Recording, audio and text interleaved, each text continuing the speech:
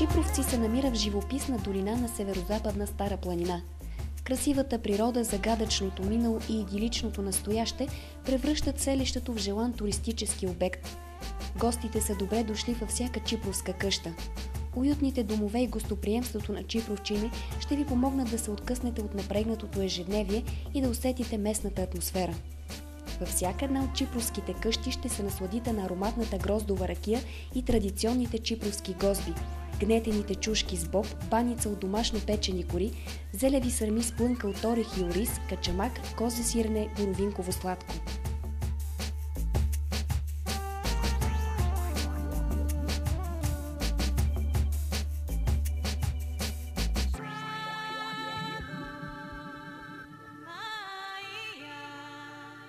Чипровци ще се насладите на запазилите се през годините народни обичаи. Повъртете за здраве олалия на сирни заговезни, поядисайте перашки на Великден, хъпнете агнешка чорбица на празника на Гушовския манастир, потанцувайте с пеперугите по време на ритуал за дъжд.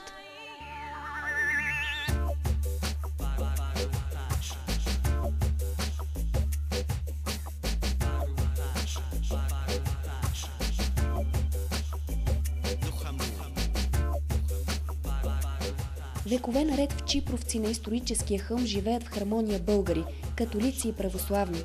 Заедно рамо до рамо се сражават против поробителите в голямото чипровско въстание от 1688 година. Заедно горят в пожарите му.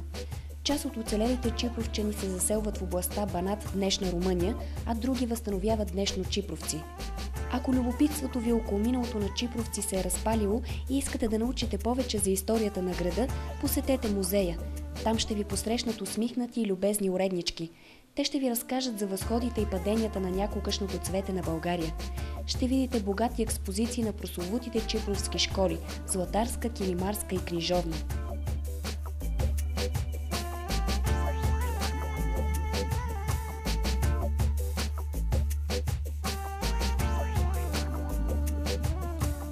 В района на Чипровци можете да вдъхнете аромата на билки и тревички, излизайки на пикник в планината, за която се говори, че е събрала най-много злато и съкровища в своите дълбини и пещери.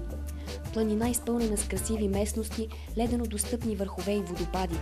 А ако ходенето ви изморява, опитайте местния начин на придвижване – магарешка или конска каручка.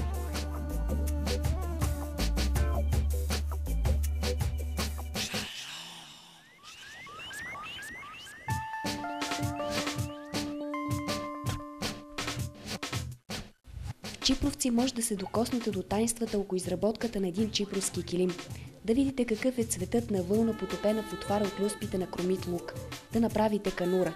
Можете да седнете пред единствения по рода си вертикален стан, да поиграете с тупицата и ако се справяте добре, ще получите грамота. Килимарството в Чипровци има многовековна традиция. Чипровският килим е познат и търсен в целия свят. Той е неповторим в цветовата си хармония, изчистената орнаментика и съвършена композиция. Изработен е от чиста вълна, оцветена в естествени багрила.